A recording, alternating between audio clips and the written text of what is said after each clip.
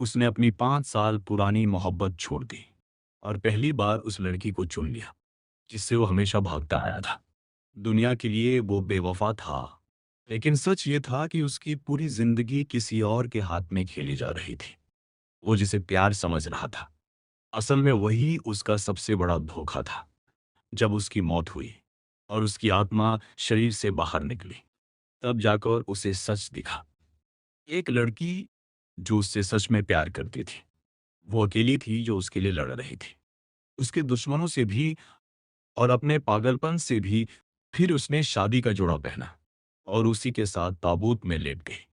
उसकी आत्मा कांप उठी। प्यार इतना पागल भी हो सकता है। अगले ही पल उसने आंखें खोली। वो स्कूल गेट पर खड़ा था, हाथ में गुलाब था और सामने वो लड़की थी जिसे वो प्रपोज करने आया था। उसका दिल धड़कना भूल गया। क्या मैं वापस आ गया? और क्या ये वही पल है जहां मैं उसे पहली बार प्रपोज करने वाला था? कल सामने खड़ी लड़की उसे देख रही थी, थोड़ी हैरान, थोड़ी शर्मीली। वो वही थी जिसके लिए वो गुलाब लेकर आया था। उस लड़की की मुस्कान में मासूमियत थी, लेकिन उसकी आंखों में एक अजीब सी बेचैनी भी। और तभी उसे याद आया, थोड़ी देर बाद जख्म उसके पास आने वाला था और इस बार वो फिर से सब कुछ खो सकता था। लेकिन इस बार कुछ अलग था। इस बार वो भागना नहीं चाहता था। इस बार वो प्यार को मजबूरी नहीं, अपनी मर्जी बनाना चाहता था। और तभी एक लग्जरी कार उसके पीछे आकर रुकी। दरवाजा खुला और वो उतरी। जिंहान, वो लड़की जिसने उसे मरने के बाद भी नहीं छोड़ा था, वो सीधे उसके पास आई और बिना एक शब्द बोले उसके गले पर वार किया। बेहोश होने से पहले उसके दिमाग में सिर्फ एक ख्याल था, इस बार मैं तुम्हें अकेला नहीं छोड़ूंगा।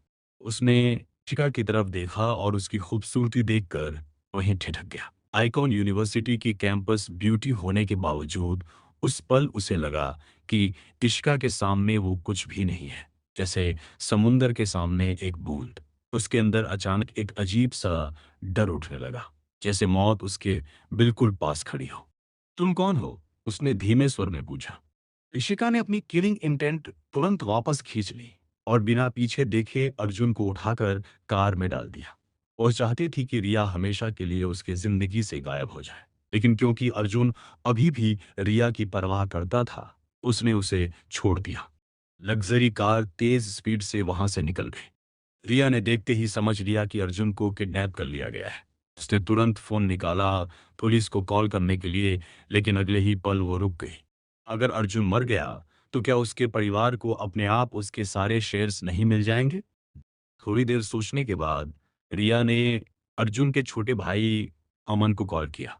अमन, मैं सच में तुम्हारी आंखें निकाल कर स्पेसिमेंस बनाना चाहती हूँ, ताकि तुम्हारा ध्यान सिर्फ मुझ पर रहे, या फिर शायद तुम्हारे दोनों पैर तोड़ दूं ताकि तुम कहीं भाग न सको। उसकी आंखों के कोने से ठंडी सी सिहरन गुजरी। उसने पलकें झपकाईं और फिर अपनी आंखें खोली। सबसे पहले उसकी नजर उस फेमिलियर स्टनिंगली ब्यूटीफुल फेस पर पड़ी। इशिका आधी सी बंद आंखों के साथ उसके पास खड़ी थी। एक हाथ से वह उसके गले को कसकर पकड़े हुए थी और दूसरे हाथ में डैगर लेकर बहुत धीरे धीरे उसके चेस्ट पर उसकी लाइंस ट्रेस कर रही थी। वही फेमिलियर ब्यूटी, वही फेमिलियर सेंट, वही फेमिलियर टच और सामने वही बेड। तभी उसे आखिरकार समझ आया, वो सपना नहीं देख रहा था। वो सच में फिर से किडनैप हो चुका था और उसके हाथ पैर अब भी बंधे हुए थे। उसके दिल में एक साथ कई इमोशंस भर गए। पहली जिंदगी में उसने इशिका को एक क्रेजी, पैरानॉइड, पॉसेसिव डीमन की तरह देखा था। तब उसका बस एक ही सपना था, किसी तरह वहां से भाग जाना। लेकिन अब वह मन ही मन भगवान का शुक्रिया अदा कर रहा था कि उसे फिर से वही मिल गई थी।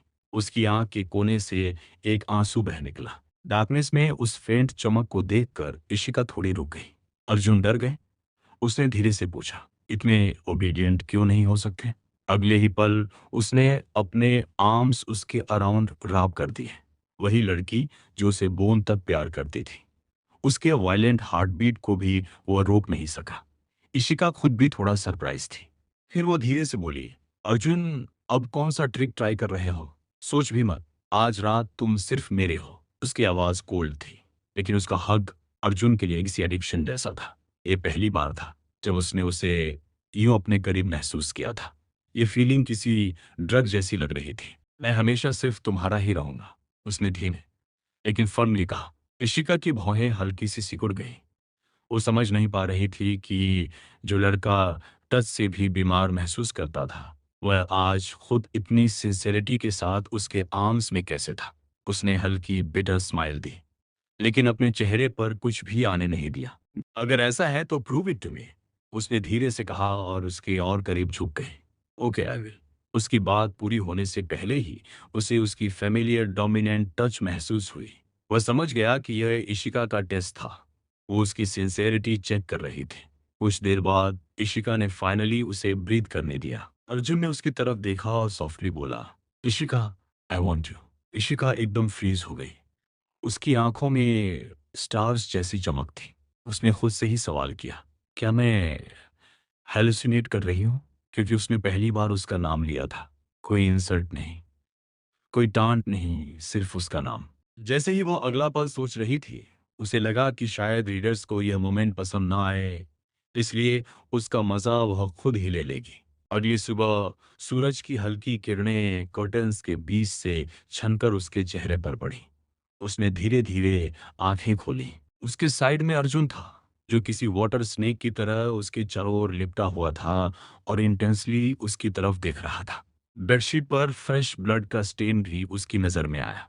पहली जिंदगी में वह फोर्स था और इशिका के एक्शन से इतना टेरिफाइड था कि उसने इस बात पर ध्यान ही नहीं दिया था। लेकिन अब उसे सब समझ आ गया। यह इशिका का भी फर्स्ट टाइम था और जब वो जागी तो उसका एक्सप्रेशन बिल्कुल ब्लैंक था, लेकिन उसके दिल में डर भरा हुआ था। उसे डर था कि कहीं कल रात सब कुछ एक सपना ना हो और अर्जुन फिर से उससे दूर न चला जाए। अर्जुन ने अपनी बाहों में उस अनोखी खूबसूरत लड़की को देखा और उसका दिल भावनाओं से भर गया। वो जानता था ये लड़की खूबसूरत है, निर्दयी है, खतरनाक है और हद से ज्यादा पॉजेसिव भी, लेकिन वो उसे दिल की गहराइयों तक प्यार करती है। कुछ बोल क्यों नहीं रहे हो? इशिका ने हल्का सा भौं सिकोड़ते हुए पूछा। अर्जुन अपनी सोच से बाहर आया। उसकी बाहों की गर्माहट ने उसे याद दिलाया कि इस बार सब कुछ बदल सकता है। इस बार वो अपनी पूरी जिंदगी का प्यार सिर्फ उसी लड़की को देगा जो उसके सामने है। इशिका को समझ नहीं आ रहा था कि वो क्या बोलेगा। उसे डर था कहीं उसके शब्द उसे फिर से तोड़ ना दे। इसलिए उसने बिना कुछ सोचे उसके होठों पर अपनी उंगलियां रख दी, जैसे उसकी आवाज को रोक लेना चाहती हो। लेकिन अर्जुन की तरफ से मिल रहे जवाब ने उसे और बेचैन कर दिया। कुछ पल बाद वो थोड़ी दूर हुई। अगर कल रात तुमने मुझसे झूठ बोला, उसकी आवाज ठंडी हो गई, तो मैं तुम्हें कभी माफ नहीं करूंगी। अर्जुन हल्का सा कांप गया। वो जानता था इशिका कुछ भी कर सकती है। डरो मत, अब से मैं सिर्फ तुम्हारा हूं, उसने जल्दी से कहा। इशिका ने उसे ध्यान से देखा। भले ही ये झूठ हो, उसके लिए ये किसी मीठे जहर जैसा था जिसे वो छोड़ना नहीं चाहती थी। तो कल तुम रिया से क्या कहने वाले थे? अर्जुन कुछ पल चुप रहा। कल वो रिया को प्रपोज करने वाला था। कितनी बार उसने ऐसा किया था उसे खुद याद नहीं, लेकिन हर बार उसके बाद इशिका और ज्यादा पागल और ज्यादा खतरनाक हो जाती थी, क्योंकि वो उसे खोना नहीं चाहती थी। अर्जुन ने गहरी सांस ली। मैं उसके पास सिर्फ एक लाइन खींचने गया था। मैं उसे बिल्कुल भी पसंद नहीं करता। उसने सीधा इशिका की आंखों में देखा। इशिका कुछ पल शांत रही, फिर हल्का सा मुस्कुराई। तुम सच में सोचते हो मैं इतनी आसानी से तुम पर विश्वास कर लूंगी? अर्जुन ने बिना नजर हटाए कहा, पहले मैं गलत था, लेकिन अब मुझे साफ दिख रहा है। मेरी जिंदगी में अगर कोई है तो वो सिर्फ तुम हो। इशिका ने उसे गौर से देखा, जैसे उसके दिल के अंदर झांक रही हो। अगर तुम फिर से उसके पास गए, उसकी आवाज धीमी लेकिन खतरनाक थी, तो मैं उसे हमेशा के लिए तुम्हारी जिंदगी से हटा दूंगी। अर्जुन चुप रहा, क्योंकि वो जानता था ये सिर्फ धमकी नहीं थी। लेकिन इस बार वो भागना नहीं चाहता था। इस बार मैं सब ठीक करूंगा, उसने मन ही मन कहा। और फिर उसने खुद से आगे बढ़कर इशिका को गले लगा लिया। इशिका इस बार सच में हैरान थी, लेकिन उसने उसे दूर नहीं किया। अर्जुन, उसने धीमे से कहा, मुझे इशिका बुलाओ। कुछ देर बाद उसका शरीर पूरी तरह थक चुका था। वो धीरे धीरे नींद में चला गया। जब वो दोबारा उठा, दोपहर हो चुकी थी। इशिका उसके पास नहीं थी। अच्छा है अभी कॉलेज शुरू नहीं हुआ, उसने हल्की सी मुस्कान के साथ कहा। तभी उसकी नजर बेड साइड टेबल पर रखी एक छोटी सी बोतल पर गई। वो हल्का सा मुस्कुराया। उसे याद था, ये एक पावरफुल स्कार रिमूवल ऑइंटमेंट है। वो बाथरूम की तरफ बढ़ा और जैसे ही उसने अपने शरीर पर नजर डाली, हल्के हल्के निशान अब भी मौजूद थे। वो बस एक बात याद दिला रहे थे, उसके पास जो लड़की थी वो कितनी खतरनाक और कितनी दीवानी। लेकिन पिछले जन्म की तुलना में ये सब बहुत बेहतर था। कम से कम इस बार वो सिर्फ उस पर अपना निशान छोड़ना चाहती थी। और इसमें गलत क्या था? अगर वो उसे चाहती है तो वो उसे क्यों ना दे। ज्यादा देर नहीं हुई थी, उसने विला के बेडरूम का दरवाजा धक्का देकर खोला। बाहर खड़े बटलर ने तुरंत झुककर अभिवादन किया। यंग मास्टर, लंच तैयार है। उसका नाम शायद शर्मा जी था, लेकिन अर्जुन को उसके चेहरे पर हमेशा एक अजीब सी अपनापन महसूस होता था। पिछले जन्म में वही था जो उसे सबसे ज्यादा समझाता था। इशिका कहाँ है? उसने पूछा। मैडम कंपनी गई हुई है, बटलर ने हल्की सी मुस्कान के साथ जवाब दिया। अर्जुन चुपचाप छोटी डाइनिंग टेबल पर बैठ गया। उसे याद आया, पिछले जन्म में खाना खाते समय वो हमेशा इशिका से जितना हो सके उतनी दूरी बनाकर बैठता था। इसीलिए इशिका ने वह बड़ी लग्जरी डाइनिंग टेबल हटवाकर ये छोटी टेबल लगवाई थी। लेकिन तब भी वह या तो सामने की तरफ बैठता था या फिर खाना ही नहीं खाता था। उसने थके हुए अंदाज में सिर हिलाया। नौकरों ने खाना परोसना शुरू किया। तभी एक सूप की तेज अजीब सी खुशबू ने उसका ध्यान खींच लिया। उसने बटलर की तरफ देखा। ये क्या है? मैडम ने आपके लिए तैयार करवाया है, यंग मास्टर, बटलर ने मुस्कुराते हुए कहा। यह खास ताकत बढ़ाने वाला सूप है। अर्जुन कुछ पल के लिए चुप रह गया। उसका चेहरा थोड़ा सा लाल पड़ गया। एक बड़े आदमी के लिए क्या वो अपनी पत्नी की नजर में कमजोर लग रहा था? उसने मन ही मन सोचा, शायद मैं थोड़ा बहुत हूं, लेकिन इसमें उसकी गलती नहीं थी। रात भर की उस पागल कर देने वाली परेशानी को कौन सह सकता था? वो धीरे धीरे खाना खाने लगा और सूप को नजरअंदाज करने की पूरी कोशिश की। तभी उसका फोन बज उठा। कॉलर आईडी देखकर उसका चेहरा तुरंत सख्त हो गया। डैड लिखा था। थोड़ी देर सोचने के बाद उसने फोन उठाया। दूसरी तरफ से गुस्से भरी आवाज आई। तू कहाँ है नालायक? सुना है तुझे किडनैप कर लिया गया था। तेरी माँ और भाई कितने परेशान हैं पता है? हम एक दिन और एक रात से इंतजार कर रहे थे, लेकिन किडनैपर्स ने कोई कॉल नहीं किया। तो आखिर कर क्या रहा है? अर्जुन समझ गया कि यह सब प्रिया ने उनसे कहा होगा। पिछले जन्म में जब उसने ये कॉल उठाई थी, तो उसने अपने पिता को सच बता दिया था कि इशिका ने उसे किडनैप किया था और अपनी हालत की पूरी कहानी सुनाई थी। लेकिन उसके पिता ने बस कंफर्म किया, फिर फोन काट दिया था, जैसे कुछ हुआ ही ना हो। अर्जुन की आंखें हल्की सी सिकुड़ गईं। क्या उन्होंने पहले ही तय कर लिया था कि मैं मर जाऊं? उसने मन ही मन सोचा। तभी उसने फोन में ठंडी आवाज में कहा, ओल्ड मैन, मुझसे ऐसे बात मत करो। दूसरी तरफ सन्नाटा छा गया।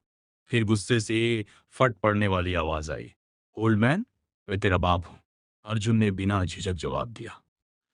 तो फिर दिमाग भी बाप जैसा रखो। फोन के उस पार मौजूद आदमी सचमुच स्तब्ध रह गया। उसे यकीन ही नहीं हो रहा था कि ये शब्द उसके बेटे के मुंह से निकले हैं। पास खड़े किसी आदमी ने धीमे से कहा, सर शायद अर्जुन सच में किडनैप हुआ है। वो आपको फंसाने के लिए ऐसे बोल रहा है। फिर नहीं, अर्जुन के पिता को अचानक समझ आया। हाँ, यही होगा, उसने बुदबुदाया। वरना मेरा हमेशा सीधा सादा बेटा इतना बदतमीज क्यों होता? थोड़ा नरम पड़ते हुए उसने कहा, देख बेटा, पापा बस बहुत परेशान थे। अगर तुम्हें अभी बचाने का तरीका नहीं है तो कम से कम बताओ किडनैपर्स क्या चाहते हैं। जो भी मांग हो हम पूरी करने की कोशिश करेंगे। बस उन्हें कहो कि तुम्हें छोड़ दें। अर्जुन एक पल के लिए चुप रहा, फिर अचानक जोर से हंस पड़ा। किडनैप? मैं किडनैप नहीं हुआ था, मैं तो अपनी पत्नी के साथ घर गया था। दूसरी तरफ फिर सन्नाटा। अर्जुन ने तिरस्कार भरी हंसी के साथ कहा, तुम लोग कितने भरोसेमंद हो, तुम्हारा दिमाग तो बिल्कुल खरबूजे जैसा है, ऊपर से चमकदार, अंदर से सड़ा हुआ। अब उसके पिता सच में भड़क उठे। तू क्या बकवास कर रहा है, मैं तेरा बाप हूं? अर्जुन ने और ठंडे अंदाज में कहा, जाओ जरा जियांग ननान और जियांग बेई में पूछ कर देखो असल बाप कौन है। और हाँ, मुझे बार बार नालायक कहना बंद करो, तुम्हारी जुबान में तो बस ताने ही भरे हैं। उसके पिता का चेहरा गुस्से से लाल हो गया। फोन के दूसरी तरफ अब सिर्फ शोर बचा था और अर्जुन के होठों पर एक हल्की, अजीब सी मुस्कान। तुम्हें फेंगवांग कहना चाहिए, एकदम बेकार इंसान। अपना सारा गुस्सा निकालने के बाद अर्जुन ने बिना एक सेकंड गंवाए फोन काट दिया और फेंग फैमिली के सारे नंबर एक साथ ब्लॉक कर दिए। बस इंतजार करो, उसने ठंडी मुस्कान के साथ कहा। कुछ ही दिनों में बता दूंगा असली बाप कौन है। पास खड़े बटलर के हाथ हल्के से कांप गए। उसने कभी सोचा भी नहीं था कि उसका शांत रहने वाला यंग मास्टर एक दिन अपने ही परिवार से इतना बड़ा रिश्ता तोड़ देगा। लेकिन एक बात ने उसे और ज्यादा चौंका दिया। मैं अपनी वाइफ के साथ घर आया हूं।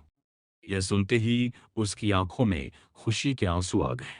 वो तुरंत फिर से टॉनिक सूप का एक और कटोरा भरने लगा। अर्जुन ने उसे देखकर मन ही में सोचा, मैं मर जाऊंगा लेकिन ये सूप नहीं पीऊंगा। उधर फेंग फैमिली के विला में गुस्से में अर्जुन के पिता ने फोन जमीन पर दे मारा, लेकिन गलती से वो पास खड़े अपने दूसरे बेटे अमन के माथे से टकरा गया। अमन? उसकी मां घबराकर दौड़ी और उसका घाव देखने लगी। तुम ठीक हो ना? वो उसकी सौतेली माँ थी, जो उसकी असली माँ की मौत के अगले ही दिन इस घर में आई थी। उस दिन के बाद से अर्जुन की इस घर में सारी जगह खत्म हो गई थी।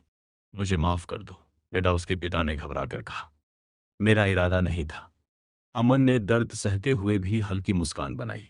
कोई बात नहीं, पापा पहले भैया को बचाने पर ध्यान दीजिए। कम से कम किडनैपर से पूछिए वो क्या चाहते हैं। उसकी माँ तुरंत बोली, नहीं, पहले तुम्हें अस्पताल ले चलते हैं, घाव गहरा है। लेकिन उसकी आंखों में जो चमक थी वो कुछ और ही कहानी बता रही थी। दूसरी तरफ अर्जुन पूरे दोपहर सोफे पर आराम से लेटा हुआ था और बस इशिका के बारे में सोच रहा था। काश अभी उसे गले लगा पाता। उसने मुस्कुराते हुए फोन उठाया और चैट हिस्ट्री चेक की। पूरा स्क्रीन पैसों के ट्रांसफर से भरा हुआ था, जिन्हें उसने कभी छुआ तक नहीं था। उसी समय इशिका एक हाई लेवल मीटिंग रूम में बैठी थी। पूरा कमरा खामोश था, इतना खामोश कि किसी की सांस भी सुनाई दे रही थी।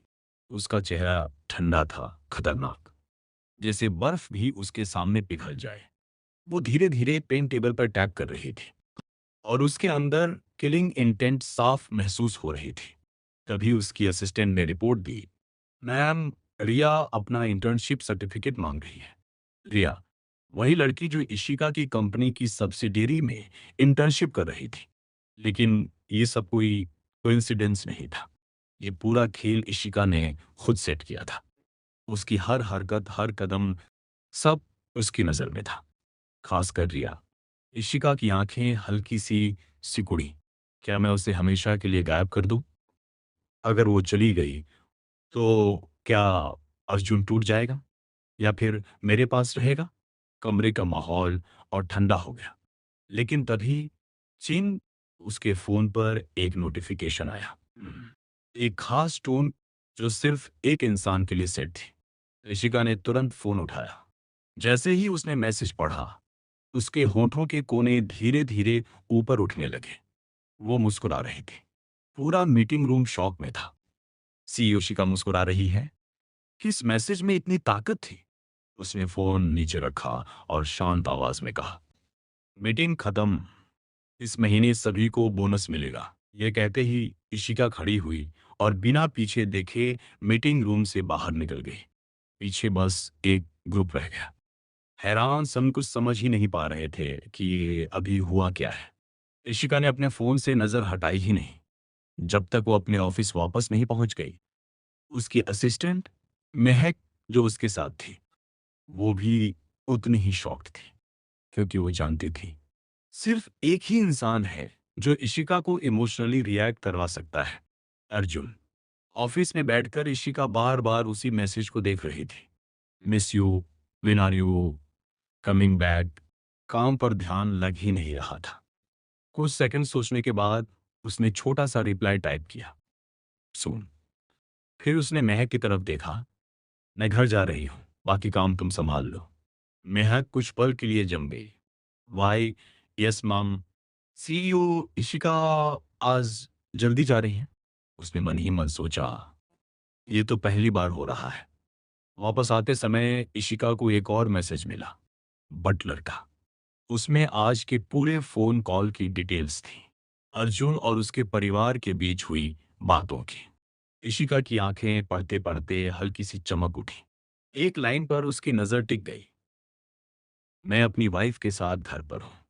उसके होठों पर हल्की सी मुस्कान आ गई। उधर विला में अर्जुन ने वो मैसेज भेजते ही फोन साइड में रखा और सीधा किचन की तरफ चल पड़ा। अब मैं उसके लिए क्या कर सकता हूं, उसने सोचा। कम से कम आज उसके लिए खाना तो बना सकता हूं। पिछले जन्म में वो हमेशा कमरे में बंद रहता था, लेकिन इस बार सब कुछ अलग था। एक बड़ा विला जहां हर चीज पहले से मौजूद थी, और एक खूबसूरत, खतरनाक लेकिन सच्चा प्यार करने वाली पत्नी। क्या यही जिंदगी की असली चोटी नहीं है? उसने हल्की मुस्कान के साथ सोचा। जैसे उसने किचन में कदम रखा, शेफ और सारे नौकर घबरा गए। किचन इस घर का सबसे डेंजरस इलाका माना जाता था। अगर यंग मास्टर को हल्की सी खरोच भी आ जाती तो सबकी नौकरी खत्म। लेकिन अर्जुन बिल्कुल शांत था। रिलैक्स, मैं बस खाना बना रहा हूं, उसने कहा। अगर डर लग रहा है तो बस दूर खड़े रहो। कुछ ही देर में सबकी आंखें हैरानी से खुल गईं। उसने एक के बाद एक पूरा 8 डिशेस और एक सूप तैयार कर दिया। इसी बीच इशिका विला पहुंच चुकी थी। लिविंग रूम खाली था। उसका दिल हल्का सा डूब गया। वो तुरंत ऊपर बेडरूम की तरफ गई। दरवाजा खोला, वो भी खाली। उसका चेहरा अचानक ठंडा हो गया। क्या वो फिर से भाग गया? उसकी आंखों में खतरनाक चमक आ गई। उसने तुरंत फोन निकाला और एक हिडन ऐप खोलकर उसकी लोकेशन चेक की। अगले ही सेकंड उसकी आंखों में हल्की सी हैरानी आई। वो अभी भी यहीं है। तभी बटलर दौड़ता हुआ आया। मैडम, आप आ गई। अर्जुन कहाँ है? उसने ठंडे स्वर में पूछा। वो किचन में है। उन्होंने आपके लिए खुद खाना बनाया है। ऋषिका एक पल के लिए रुक गई। उसके चेहरे पर हल्की सी चेंज आई, लेकिन अगले ही सेकंड उसने खुद को संभाल लिया। अच्छा। वो चुपचाप अपने कमरे में गई, कपड़े बदले और फिर नीचे डाइनिंग रूम की तरफ बढ़ी। डाइनिंग रूम में टेबल पूरी तरह सज चुकी थी। अर्जुन वहीं खड़ा था।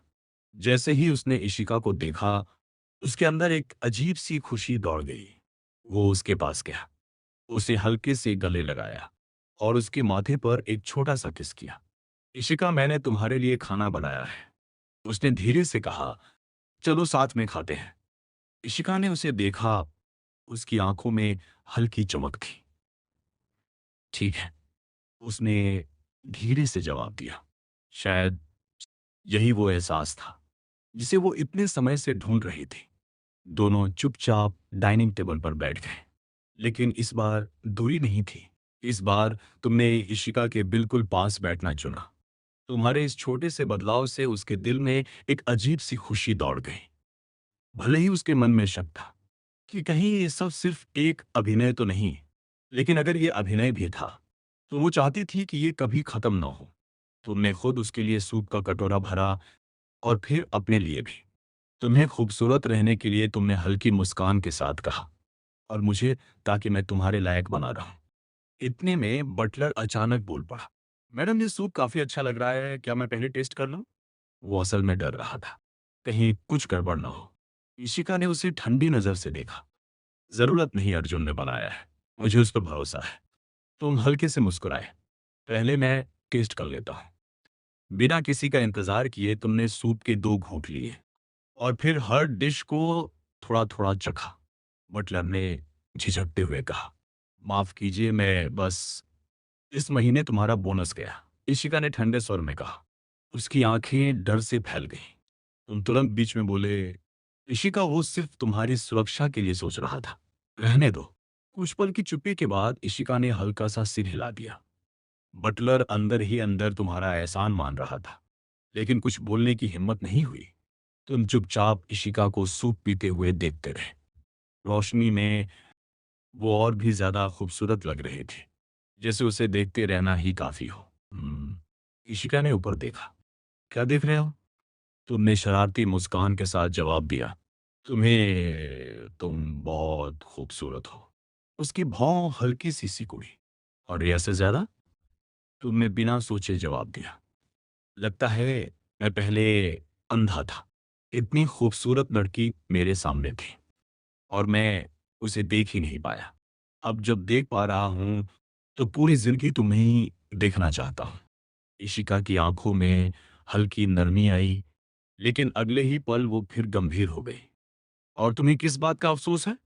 तुम एक पल के लिए रुक गए, फिर धीरे से बोले, इस बात का कि मैं तुम्हें पहले क्यों नहीं समझा। मुझे तो इसके लिए सजा मिलनी चाहिए। तुम्हारे शब्द खत्म होते ही उसके चेहरे का सारा ठंडापन पिघल गिरा। उसके होठों पर एक गहरी मुस्कान आ गई। पास खड़ा बटलर हैरान था। यंग मास्टर फ्लर्ट कर रहे हैं। अचानक सूट की एक बूंद उसके होठों से नीचे गिर गई। तुमने तुरंत हाथ बढ़ाया उसे साफ करने के लिए, लेकिन गलती से उसका हाथ छू लिया। सॉरी, तुमने जल्दी से कहा। इशिका ने तुम्हारी तरफ देखा और धीरे से बोली, उसे खिलाओ। तुम एक पल के लिए रुके, फिर चुपचाप अपने कटोरे से एक चम्मच सूप लिया और धीरे धीरे उसके होठों तक ले गए। पूरा कमरा एकदम शांत हो गया, क्योंकि सब जानते थे इशिका को किसी का छूना बिल्कुल पसंद नहीं था। लेकिन इस बार उसने खुद ये कहा। लेकिन यहाँ तो हालात बिल्कुल उल्टे थे। यंग मास्टर अपने ही चम्मच से मैडम को सूप पिला रहे थे। बटलर ने चुपके से अपना फोन निकाला और जल्दी से एक मैसेज टाइप किया, एक क्रिस्टल का ताबूत तैयार रखो। लेकिन अगले ही पल उसने जो देखा, उसकी आंखें फैल गईं। ऋषिका ने सच में अपना मुंह खोला और सूप पी लिया। इतना ही नहीं, उसने चम्मच को हल्का सा छूकर जैसे स्वाद भी लिया। बटलर को लगा ये जरूर मेरा भ्रम है। तभी ऋषिका की ठंडी नपी तुली आवाज गूंजी, क्या तुम हमारे साथ कैंडल लाइट डिनर ज्वाइन करना चाहोगे? बटलर तुरंत सीधा खड़ा हो गया। उसने घबराकर सिर हिलाया और इशारे से बाकी स्टाफ को भी वहां से हटा दिया। फिर उसने जल्दी से एक और मैसेज भेजा, ताबूत का ऑर्डर कैंसिल करो। डिनर काफी देर तक चलता रहा। फिर तुम दोनों चुपचाप बेडरूम की तरफ बढ़े। जैसे ही इशिका तुम्हारे करीब आई, तभी तुम्हारा फोन बज उठा। कॉलर आईडी देखकर तुम एकदम रुक गए। रिया, तुम्हें याद आया? तुम उसे ब्लॉक करना भूल गए थे। इशिका ने भी ये देख लिया था। कमरे का माहौल अचानक ठंडा हो गया, जैसे तापमान गिर गया हो। तुमने तुरंत कॉल काट दिया, लेकिन अगले ही पल फोन फिर बज उठा। इस बार इशिका ने खुद फोन उठा लिया। तुम मन ही मन रिया को कोस रहे थे, कृपया कुछ ऐसा मत बोलना जिससे इशिका नाराज हो जाए। फोन के दूसरी तरफ से घबराई हुई आवाज आई, अर्जुन, तुम कहाँ हो? उस दिन जो लड़की तुम्हें लेकर गई थी वो कौन थी? और तुमने मेरे सारे नंबर ब्लॉक क्यों कर दिए? तुम्हारे घर वाले तुम्हारे लिए बहुत परेशान हैं। तुम जवाब देने ही वाले थे कि इशिका ने तुम्हारी तरफ देखते हुए ठंडे स्वर में पूछा, आखिर बताओ, तुम सबसे ज्यादा किससे प्यार करते हो? तुमने बिना एक सेकंड गवाए कहा, मैं सिर्फ तुमसे प्यार करता हूं। तुम्हारे ये शब्द निकलते ही कमरे में एक अजीब सी खामोशी फैल गई। फोन के उस पार रिया घबरा गई। अर्जुन, ये किसकी आवाज है? तुम्हारे पास कोई और लड़की है? इशिका तुम्हारे और करीब आई और तुमने तुरंत फोन पकड़कर कहा, मैं अपनी पत्नी के साथ हूं। अपनी जिंदगी में कुछ अच्छा करो और मुझे परेशान मत करो। तुमने फोन काट दिया। अगले ही पल इशिका ने तुम्हें फिर से अपनी बाहों में खींच लिया। उस खामोशी में हजारों अनकहे शब्द छिपे थे। कुछ देर बाद तुम थक कर धीरे से बोले, इशिका, हमें थोड़ा कंट्रोल रखना होगा, वरना सच में डर है कि मैं यहीं खत्म हो जाऊंगा। तुम्हें याद आया, पिछले जन्म में भी इशिका हमेशा पहले कदम उठाती थी और इस जन्म में भी कुछ भी नहीं बदला था। साफ तौर पर मर्द तो मैं हूं, फिर भी क्यों हमेशा वो ही कंट्रोल में रहती है? तुमने महिमन सोचा, मुझ में ऐसा क्या है जो इशिका ने मुझे ही चुना? इशिका ने धीरे से कहा, मुझे डर लगता है कि तुम कल मुझे छोड़कर चले जाओगे। उसकी आवाज में हल्की कंपकंपी थी। तो अगर तुम झूठ भी बोल रहे हो, क्या तुम ये झूठ हमेशा बोलते रह सकते हो? उसकी आंखों में दर्द साफ दिख रहा था। वो जानती थी शायद तुम झूठ बोल रहे हो, लेकिन फिर भी वो उसे मानने को तैयार थी। इतना गहरा प्यार। तुमने उसका चेहरा अपने हाथों में लिया। इशिका, तुम मानो या ना मानो, मैं हमेशा तुम्हारे साथ रहूंगा। मैं तुम्हें कभी छोड़कर नहीं जाऊंगा। मुझ पर भरोसा करो। कुछ पल की खामोशी के बाद उसने धीरे से कहा, ठीक है। उसकी आंखें हल्की सी चमक उठी, लेकिन उसने बड़ी मुश्किल से अपने आंसू रोक लिए। उसे मजबूत बनना था, ताकि वो अपने अर्जुन की रक्षा कर सके। कमरा फिर से एक अजीब लेकिन खूबसूरत रोमांटिक माहौल से भर गया। सुबह तुमने आंखें खोली। इशिका फिर से जा चुकी थी। तुमने हल्की मुस्कान के साथ सोचा, क्या ये लड़की कभी सोती भी है? नाश्ते के बाद तुम उस वॉक इन क्लोजेट में गए, जहां तुम पहले कभी नहीं गए थे। अंदर की अलमारियां महंगे शानदार कपड़ों से भरी हुई थी। कुछ पल के लिए तुम बस देखते रह गए। पहले तुम्हें इशिका से कुछ भी नहीं चाहिए था, लेकिन अब हालात बदल चुके थे। इतनी अच्छी जिंदगी कौन मना करेगा? कुछ देर बाद तुमने आईने में खुद को देखा। काफी अच्छा लग रहा हूं, तुम हंस पड़े। फिर तुमने तुरंत फोन उठाया और इशिका को मैसेज किया, मैं फैंग फैमिली के घर जा रहा हूं कुछ चीजें लेने। तुरंत रिप्लाई आया, जाओ। लेकिन इशिका कुछ देर तक उसी मैसेज को देखती रही। पति, उसे ये शब्द अच्छा लगा। उसने तुम्हारा कॉन्टैक्ट नेम बदलकर पति कर दिया। विला में तुमने बटलर से कुछ बॉडीगार्ड्स मांगे और एक लग्जरी कार में बैठकर निकल पड़े। बटलर खुद दूसरी कार में पीछे पीछे आ रहा था। उसे डर था कहीं तुम भाग ना जाओ, क्योंकि वो जानता था तुम ही वो इंसान हो जो इशिका को मुस्कुराने पर मजबूर कर सकता है, और वो तुम्हें खो नहीं सकता था। कुछ ही देर में तुम फांग फैमिली के विला के बाहर पहुंचे, कार से उतरे और सीधे 10 बॉडीगार्ड्स के साथ अंदर घुस गए। अंदर अमन को अभी अभी अस्पताल से घर लाया गया था। तीनों आराम से बात कर रहे थे, तभी धड़ाम, दरवाजा जोर से लात मारकर खोला गया। ओए बूढ़े, तेरा असली बाप आ गया है। तीनों एकदम जम गए। जैसे तुम्हारे पिता ने तुम्हें देखा, वो गुस्से से तमतमा उठे। वो तुरंत खड़े हुए और अपनी बेल्ट निकाल ली। तू वापस आने की हिम्मत कैसे कर सकता है? आज अगर तूने झुककर माफी नहीं मांगी, तो मैं तुझे मार डालूंगा। लेकिन इससे पहले कि वो कुछ कर पाते, तुम्हारे पीछे खड़े बॉडीगार्ड्स आगे बढ़े और उन्हें जमीन पर दबा दिया। अमन और उसकी मां डर से कांप उठे। अमन रोने का नाटक करते हुए बोला, भैया आप वापस आ गए? मैंने आपके लिए खाना तक नहीं खाया, बस आपको बचाने के बारे में सोचता रहा। लेकिन आप पापा को परेशान करने के लिए ये सब क्यों कर रहे हैं? उसकी माँ भी बीच में बोली, अर्जुन, तुम्हारे पापा तुम्हारे लिए बहुत परेशान थे। उन्होंने तुम्हें बचाने की पूरी कोशिश की। तुम्हारी आंखों में ठंडा गुस्सा भर गया। तुमने हल्का सा इशारा किया और अगले ही पल अमन और उसकी माँ भी जमीन पर गिरा दिए गए। मुझे छोड़ो, तुम्हारे पिता चिल्लाए, मैं तुम्हारा बाप हूं। तुम धीरे धीरे उनके पास गए और उनके हाथ से बेल्ट छीन ली। तुमने बेल्ट को कसकर पकड़ा और अगले ही पल उसे घुमाकर उसके सिर पर जोर से दे मारा। धातु के बक्कल की टक्कर के साथ ही एक दर्दनाक चीख गूंजी। खून धीरे धीरे उसके माथे से बहने लगा। तुमने ठंडी नजरों से उसकी तरफ देखा। ओ बूढ़े, याद रखना, जब भी मुझे देखो खुद को मेरा बाप मत कहना। अब से हर बार जब हम मिलेंगे तो मेरे सामने घुटनों पर झुकोगे, वरना हर बार यही हाल होगा। फर्श पर पड़े वो दर्द से करा रहा था और अमन, उसकी मां, पूरी तरह सन्नत है। तुमने बिना भाव बदले कहा, वकील साहब बाकी काम आप संभालिए। ये कहकर तुम ऊपर अपने पुराने कमरे की तरफ चले गए। नीचे वकील ने एक फाइल निकालकर सामने रखी। यह एक लीगल डॉक्यूमेंट है जिसके जरिए आप अर्जुन के साथ अपने सारे रिश्ते खत्म कर रहे हैं। कृपया यहाँ साइन करें। तुम्हारे पिता के हाथ हल्के हल्के कांप रहे थे। वो अब भी गुस्से और सदमे के बीच फंसे हुए थे। कुछ देर बाद तुम नीचे लौटे। हाथ में एक सूटकेस था, लेकिन अभी तक साइन नहीं हुए थे। उन्होंने गुस्सा दबाते हुए कहा, क्या तुम सच में ये सब करना चाहते हो? तुमने बिना झिझक जवाब दिया, हाँ। वो अचानक हंस पड़े, एक अजीब कड़वी हंसी। ठीक है, याद रखना, आज के बाद तुम इस घर में कभी वापस नहीं आओगे। चाहे भीख मांगो, मैं तुम्हें अपना बेटा नहीं मानूंगा। तुम हल्का सा मुस्कुराए। डील पक्की। गुस्से में उन्होंने तुरंत साइन कर दिए। पास खड़े अमन और उसकी मां ने एक दूसरे को देखा। उनकी आंखों में छुपी खुशी साफ थी।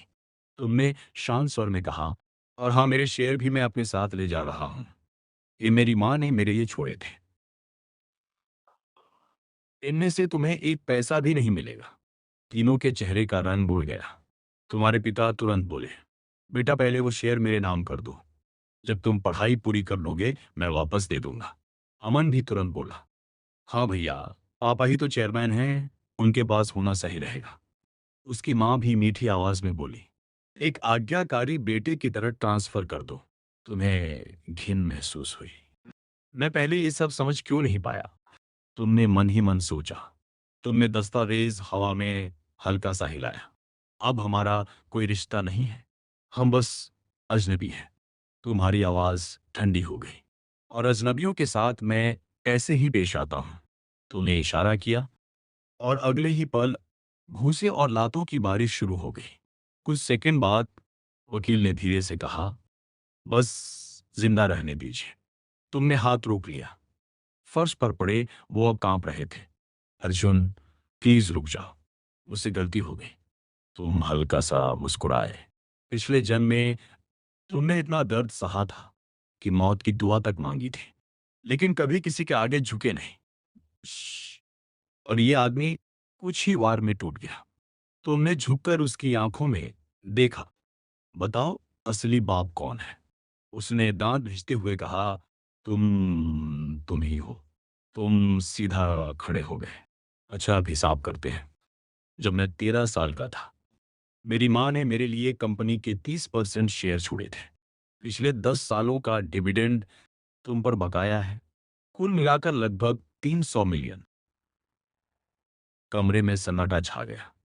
तुमने बिना रुके आगे कहा, आज जो मैंने तुम्हें मारा, उसके बदले में मैं तुम्हें 10,000 दूंगा। लेकिन मेरी माँ के जाने के अगले दिन तुम अपनी रखैल को इस घर में ले आए और मुझे हर महीने सिर्फ 300 देते रहे। कुल 18,000 तुमने सीधी नजरों से देखा।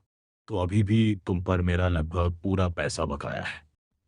वो पूरी तरह हक्का बक्का रह गया। उसने बहस करने की कोशिश की। मैंने तुम्हें इतने साल खिलाया पिलाया। तुम हंस पड़े। खिलाया? मैं स्कूल में खाता था, घर पर खुद खाना बनाता था, और कई बार तो सजा के तौर पर मुझे खाने भी नहीं दिया जाता था। कमरे में हर कोई चुप था, और तुम्हारी आवाज पहली बार इतनी ठंडी और भारी लग रही थी। 18 साल का होने से पहले मैंने अपने लिए कपड़ों का एक भी नया जोड़ा नहीं खरीदा, और उसके बाद जो कुछ भी पहना वो मैंने अपनी पार्ट टाइम नौकरी से कमाया था। तुम्हारी आवाज और ठंडी हो गई। मैं चाहता तो तुम पर चाइल्ड अब्यूज का केस भी कर सकता था। अब यहां खड़े मत रहो। मेरा एक पैसा वापस चाहिए, वरना अगली बार कोर्ट में मिलेंगे। इतना कहकर तुम मुड़े और बिना पीछे देखे वहां से निकल गए। पीछे बस 3 लोग रह गए, डरे हुए, टूटे हुए और खामोश। करीब 25 मिनट बाद तुम एक बड़े मॉल के सामने कार रोकते हो। फोन देखते हो, बैलेंस 13,000 युआन। कुछ पल के लिए तुम चुप रह जाते हो। यही वो पैसे थे जो तुमने पूरी गर्मियों की मेहनत से बचाए थे। पहले तुम ये पैसे रिया के लिए खर्च करने वाले थे, लेकिन अब ईशिका के लिए होगा। तुम अंदर गए और काफी देर देखने के बाद एक खूबसूरत ब्रेसलेट चुना। तुमने कल्पना की, जब वो इसे पहनेगी तो कितनी खूबसूरत लगेगी। जब मेरे पास और पैसा होगा, तुमने सोचा, मैं उसे दुनिया की सबसे अच्छी चीज दूंगा। तभी तुम्हारी रीढ़ में एक सिहरन दौड़ी। अर्जुन, एक जानी पहचानी आवाज। तुम धीरे से पीछे मुड़े। रिया, तुम्हारा चेहरा तुरंत सख्त हो गया। आज ही मिलना था। तुम मन ही मन सोचते हो, अगर ऋषिका ने देख लिया तो। तुम्हें पता नहीं था, वो पहले से ही रास्ते में थी। अर्जुन, सच में तुम ही हो? वो लड़की कौन थी जो तुम्हें ले गई थी? और तुमने मुझे ब्लॉक क्यों किया? रिया की आवाज में चिंता थी, या शायद कुछ और। उसकी दोस्त नेहा ने तुरंत तुम्हारे हाथ में रखा हुआ डिब्बा देख लिया। ओह, ये क्या है? रिया के लिए गिफ्ट? वो उसे छीनने के लिए आगे बढ़ी, लेकिन तुमने तुरंत हाथ पीछे खींच लिया। ये इशिका के लिए था, और तुम इसे किसी को छूने नहीं देना चाहते थे। नेहा गुस्से से बोली, तुम जानते हो मैं कौन हूं? रिया की बेस्ट फ्रेंड हूं। इस एटीट्यूड के साथ तुम उसका दिल जीत पाओगे? रिया चुप थी, बस तुम्हारे जवाब का इंतजार कर रही थी, क्योंकि उसका मकसद कुछ और था। वो फिर से तुम्हारे करीब आना चाहती थी। तुम कुछ बोलते, उससे पहले ही नेहा फिर बोली, देखो, अगर तुम रिया के लिए एक बैग और मेरे लिए भी एक बैग खरीद दो, तो मैं इसे मना लूंगी कि वो तुम्हें एक चांस दे। तुम्हारे अंदर गुस्सा उबलने लगा। तुम उसे थप्पड़ मारने ही वाले थे। तभी रिया आगे आई और धीरे से तुम्हारी स्लीव पकड़ ली। अर्जुन, मैंने बस इसलिए पूछा क्योंकि मुझे तुम्हारी परवाह है। जो भी हुआ, मुझे यकीन है तुम्हें मजबूर किया गया होगा। क्या हम फिर से वैसे नहीं हो सकते जैसे पहले थे? तभी थोड़ी दूरी पर खड़ी इशिका सब देख रही थी। उसकी आंखें सीधे तुम पर टिकी हुई थी, खतरनाक, ठंडी, जैसे किसी का फैसला सुनाने वाली हो। लेकिन अगले ही पल तुमने रिया का हाथ झटक दिया। रिया, दिमाग ठीक है तुम्हारा? मुझे अपने ड्रामे में मत घसीटो। दफा हो जाओ। रिया एकदम जम गई। नेहा गुस्से से चिल्लाई, तुम खुद को समझते क्या हो? रिया तुम्हें माफ कर रही है, और तुम उसे इंसल्ट कर रहे हो? तुम हंस पड़े। खूबसूरत? मेरी पत्नी उससे कहीं ज्यादा खूबसूरत है। उसके पास पैसा है, ताकत है, और सबसे बड़ी बात, वो मेरी है। मैं सिर्फ उसी से प्यार करता हूं। रिया की आंखें फैल गईं। उसे यकीन ही नहीं हुआ कि ये शब्द तुम्हारे मुंह से निकले हैं। अगर वो तुम्हारी पत्नी है, तो मैं कौन हूं? तुमने बिना रुके जवाब दिया, तुम ताश के पत्तों में जोकर, सर्कस की सबसे बड़ी एंटरटेनर, और मेरी जिंदगी की सबसे बड़ी गलती। पास खड़ा बटलर भी हल्का सा हंस पड़ा। जोकरों की रानी रिया और नेहा के चेहरे गुस्से से भर गए। उधर इशिका दूर खड़ी सब देख रही थी। उसकी आंखों में जो गुस्सा था, वो धीरे धीरे खत्म हो रहा था। उसकी जगह एक हल्की सी मुस्कान ले रही थी। रिया गुस्से से कांप रही थी। तुम्हारी हिम्मत कैसे हुई मुझे जोकर कहने की? तुमने शांत होकर कहा, सच बोल रहा हूं। वैसे तुम दिखने में ठीक हो। मेरी पत्नी चाहे तो तुम्हें अपनी सर्वेंट बना सकती है। हवा में फिर से तनाव भर गया, और इस बार तुम्हारे शब्द सीधे दिल पर वार कर रहे। तुम्हें एक बोतल में बंद करके कहीं दूर भेज सकती है, ताकि तुम सिर्फ एक दिखावटी खूबसूरती बन रह जाओ। तुम्हारी बातों में तंज था, लेकिन पीछे खड़ी इशिका के होठों पर हल्की सी मुस्कान आ गई। वो साफ तौर पर खुश थी। तुमने बिना रुके कहा, अब मेरे आसपास मत आना। मुझे घर जाना है, अपनी पत्नी के साथ समय बिताना है। और हाँ, मुझे डर है कि कहीं उसे कोई गलत फहमी ना हो जाए। वैसे भी मुझे तुम कभी पसंद नहीं थी, पहले भी नहीं, और अब तो बिल्कुल भी नहीं। तुम एक पल रुके, फिर ठंडी आवाज में बोले, जो चीजें मैं तुम्हारे लिए खरीदता था, उन्हें कुत्ते को खाना खिलाने जैसा समझ लो। अगर मेरे पास उनकी रसीद होती, तो मैं वो भी वापस ले लेता। रिया की आंखों में आंसू भर आए। वो एक टूटा हुआ मासूम फूल जैसी लग रही थी, लेकिन तुम्हारे दिल में उसके लिए सिर्फ नफरत थी। एक पल के लिए तुम्हारे दिमाग में ख्याल आया, काश मैं इसे खत्म कर दूं। लेकिन अगले ही पल तुम खुद चौंक गए। मैं इतना क्रूर कब हो गया? फिर तुम हल्का सा मुस्कुराए, शायद मेरी पत्नी का असर है। जैसे ही तुम मुड़े, तुम्हारे कदम रुक गए। इशिका, सामने खड़ी थी। तुम्हारा दिल एक पल के लिए रुक गया। कब आई ये? क्या इसने सब देख लिया? तुम तुरंत उसकी तरफ बढ़े। इशिका, मैं कसम खाता हूं, रिया से मेरा कोई लेना देना नहीं है। अगर मैं झूठ बोल रहा हूं तो अचानक हवा भारी हो गई। एक खामोश लेकिन खतरनाक दबाव चारों तरफ फैल गया। इशिका ने कुछ नहीं कहा, बस धीरे धीरे रिया की तरफ बढ़ी और चटाक, एक जोरदार थप्पड़, फिर दूसरा। दूर रहो उससे। उसकी आवाज ठंडी और खतरनाक थी। वरना तुम्हें समुद्र में फेंक दूंगी। रिया और उसकी दोस्त डर से कांप उठी। उनकी हिम्मत जवाब दे चुकी थी। वे अपने चेहरे छुपाते हुए जल्दी जल्दी वहां से भाग गई। अब वहां सिर्फ तुम और इशिका थे। उसकी नजर तुम्हारे हाथ में पकड़े हुए डिब्बे पर गई। उसकी आवाज धीमी थी, लेकिन उसमें हल्की ठंडक थी। ये उसके लिए था। तुमने तुरंत सिर हिलाया। नहीं, ये तुम्हारे लिए है, तुमने थोड़ा झिझकते हुए कहा। मुझे माफ करना, मेरी हैसियत अभी इतनी ही है। मेरे पास बस इतने ही पैसे थे। तुमने धीरे से डिब्बा खोला। अंदर एक सिंपल सा ब्रेसलेट था। कुछ खास नहीं, लेकिन तुम्हारे लिए सब कुछ। इशिका चुपचाप उसे देखती रही। उसके आसपास का सारा गुस्सा धीरे धीरे खत्म हो गया।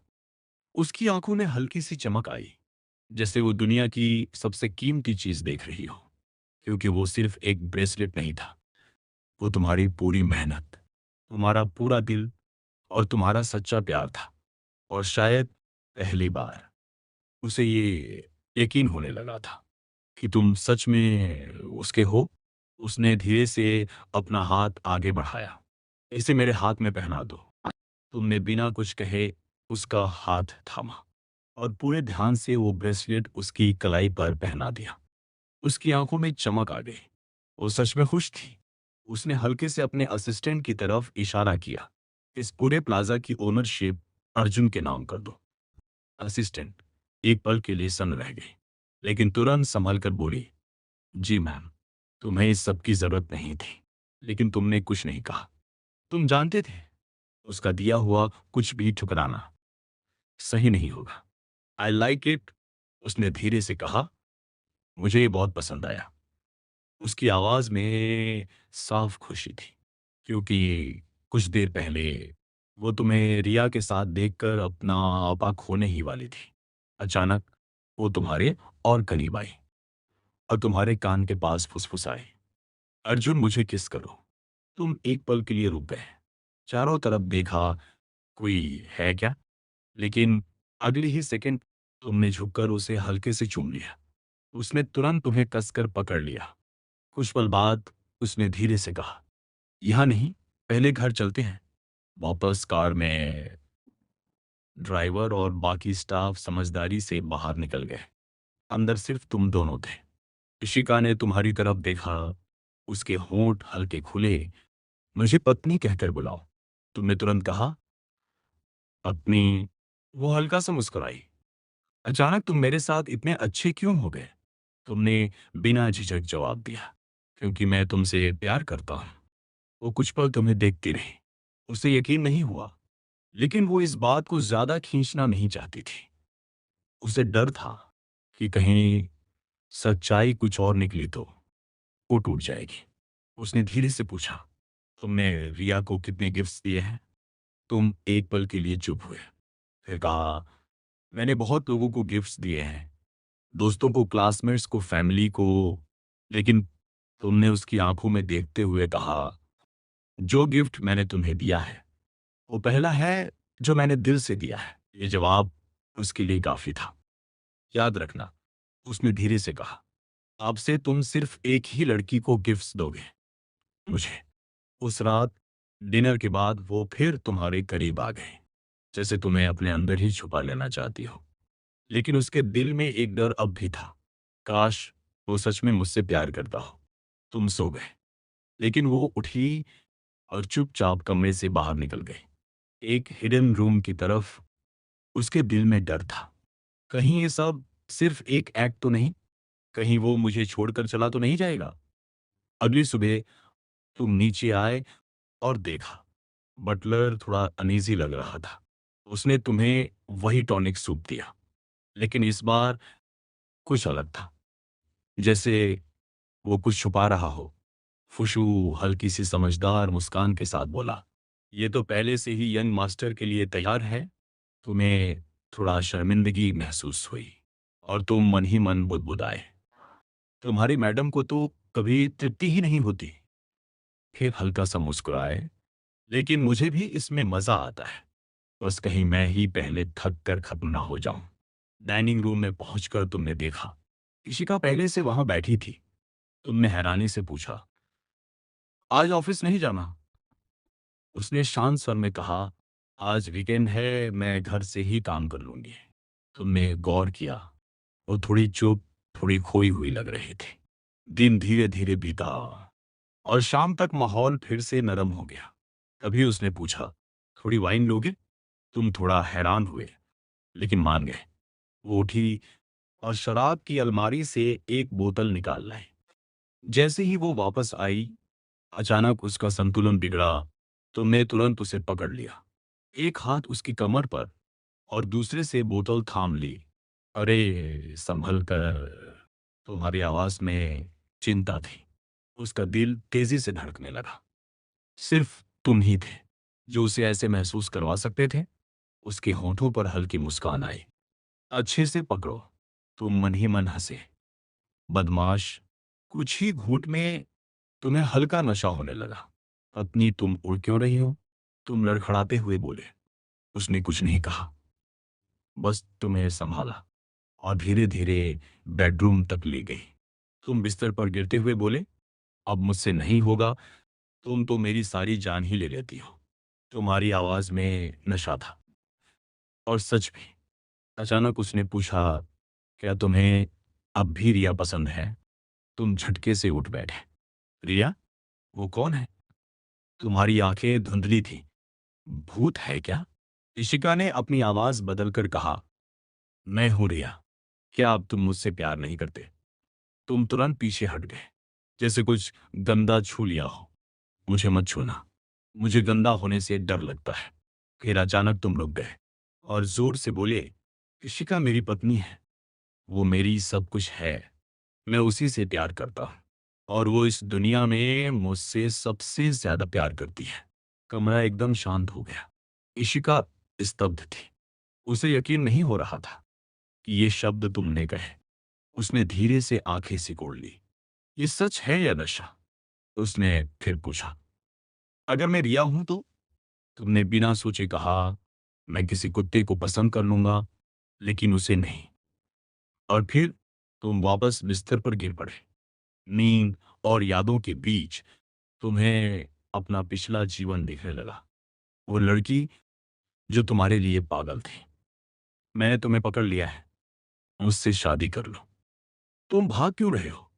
अगर तुम मेरे साथ नहीं रहोगे तो हम दोनों साथ मरेंगे। अगर तुम भागे तो मैं तुम्हें खत्म कर दूंगी। मैं तुम्हें कभी जाने नहीं दूंगी। उसकी आवाज पागलपन और प्यार के बीच झूल रही थी। अर्जुन, मुझे छोड़कर मत जाना। और आखिरी दृश्य, एक क्रिस्टल का ताबूत जिसमें तुम दोनों साथ लेटे थे। शांत, खामोश। बाहर शहर की रोशनी चमक रही थी, लेकिन असली रोशनी वही थी, तुम्हारी कब्र में, जो अब तुम्हारा घर बन चुकी थी। तुम एक बार फिर सिर दर्द और फटने को तैयार मूत्राशय के साथ जागे। हल्की चांदनी में तुम्हें लगा जैसे कोई खूबसूरत मनमोहक आकृति सामने खड़ी है, जो अपने शरीर पर कुछ लगा रही थी। तुम्हारे हल्के से कराहते ही उसके हाथ रुक गए। वो इशिका थी। तुम्हारी बातें सच थी या झूठ, एक अभिनय थी या दिल की आवाज, लेकिन उन्होंने उसके अंदर उठते तूफान को शांत कर दिया था। वरना वो फिर से उसी गुप्त कमरे में चली जाती, जहां वो खुद को दर्द देकर ही सुकून पाती थी। इशिका ने बहुत ध्यान से तुम्हारे हर जख्म पर दवा लगाई, एक भी जगह नहीं छोड़ी। वो जानती थी तुम्हारे शरीर पर एक भी निशान उसे खुद से नफरत करने पर मजबूर कर देगा। वो नहीं चाहती थी कि तुम उसके जख्म देखो या उसके टूटे हुए हिस्से को पहचानो।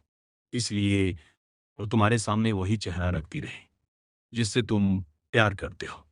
अगली सुबह तुम पूरी तरह फ्रेश और एनर्जी से भरे हुए उठे। इशिका अब भी घर पर थी। उसने ऑफिस नहीं जाने का फैसला किया था। वो तुम्हारे साथ रहना चाहती थी, लेकिन वो जानती थी ये हमेशा के लिए मुमकिन नहीं है। उसे मजबूत बनना था, क्योंकि अगर वो रुक गई तो दुनिया उसे कुचलकर आगे बढ़ जाएगी, और उसके साथ तुम भी।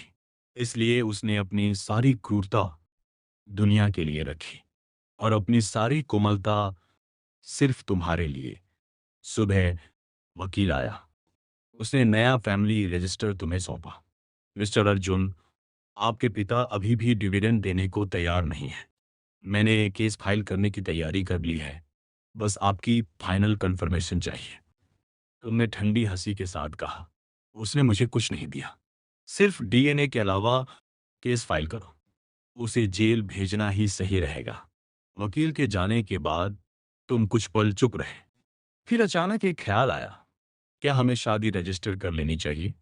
तुम खुद ही हैरान हो गए।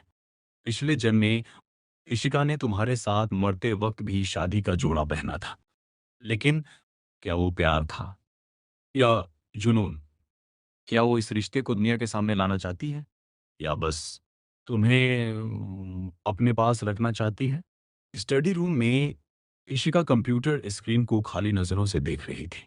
तुम चुपके से उसके पीछे गए और झुककर उसके गाल पर हल्का सा किस किया। वो चौंक गई। फिर उसके दिल की धड़कन तेज हो गई। उसके होठों पर मुस्कान आ गई, और वो मुड़ी, और इस बार उसने तुम्हें जोर से किस किया। हर काफी देर बाद तुम दोनों अलग हुए। तुम थोड़ा घबरा गए। पति, मैं तुमसे कुछ कहना चाहता हूँ। तुम बोल ही रहे थे कि तुम्हारी नजर स्क्रीन पर पड़ी। वहां कई लोग बैठे थे। सबके चेहरे शौक में जमे हुए थे। तुम्हारे दिमाग ने काम करना बंद कर दिया। ये लाइव मीटिंग है।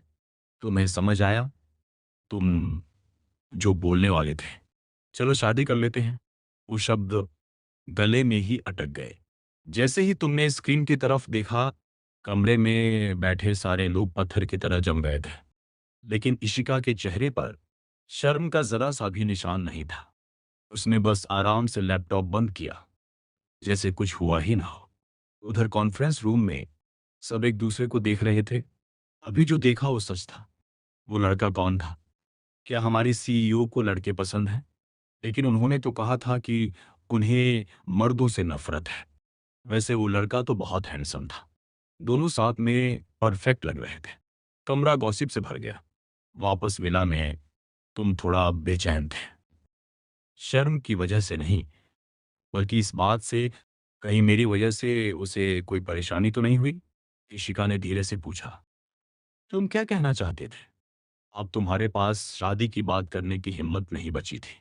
तुम हकलाते हुए बोले, वो मेरी वजह से तुम्हें कोई परेशानी तो नहीं हुई? इशिका हल्का सा मुस्कुराई। नहीं।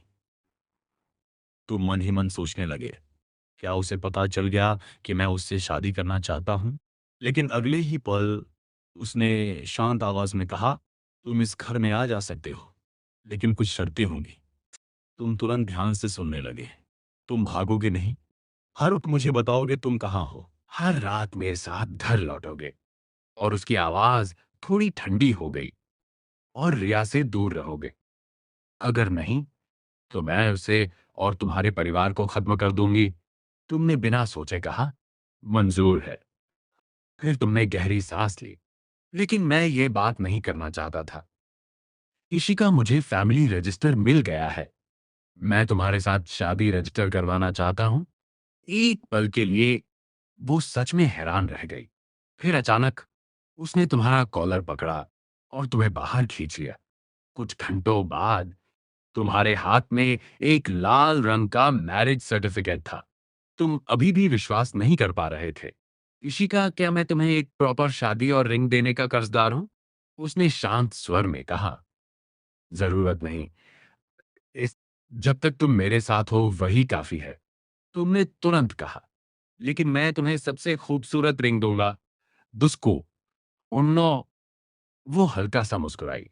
मेरा सब कुछ तुम्हारा है। जो ब्लैक कार्ड मैंने तुम्हें दिया है उसकी लिमिट 10 बिलियन है। अगर वो कम पड़े तो बता देना। तुम एक पल के लिए चुप रह गए। इतना? अत तुम्हारा दिल तेजी से धड़कने लगा। तुम जानते थे उसके पास सब कुछ है, लेकिन फिर भी तुमने धीरे से कहा, इशिका, मैं वो रिंग अपने पैसों से खरीदना चाहता हूं। उसके चेहरे पर हल्की सख्ती आई, लेकिन तुमने तुरंत उसका चेहरा अपने हाथों में ले लिया। इशिका, मेरी तरफ देखो। मैं तुम्हारा पति हूं। इस रिश्ते में सिर्फ तुम ही सब कुछ नहीं कर सकती, मुझे भी कुछ करना होगा। अगर अपने लिए होता तो मैं तुम्हारे पैसे आराम से खर्च करता, लेकिन तुम्हारे लिए मैं अपने पैसों से ही कुछ देना चाहता हूं। कुछ पल की खामोशी, फिर उसके चेहरे पर नरमी आ गई। ठीक है, लेकिन अब से मुझे नाम से मत बुलाना। तुम हल्का सा मुस्कुराए। तो क्या बुलाओ? वो थोड़ा शर्माए, जो तुम्हें अच्छा लगे। उसके चेहरे पर पहली बार इतनी साफ खुशी दिख रही थी।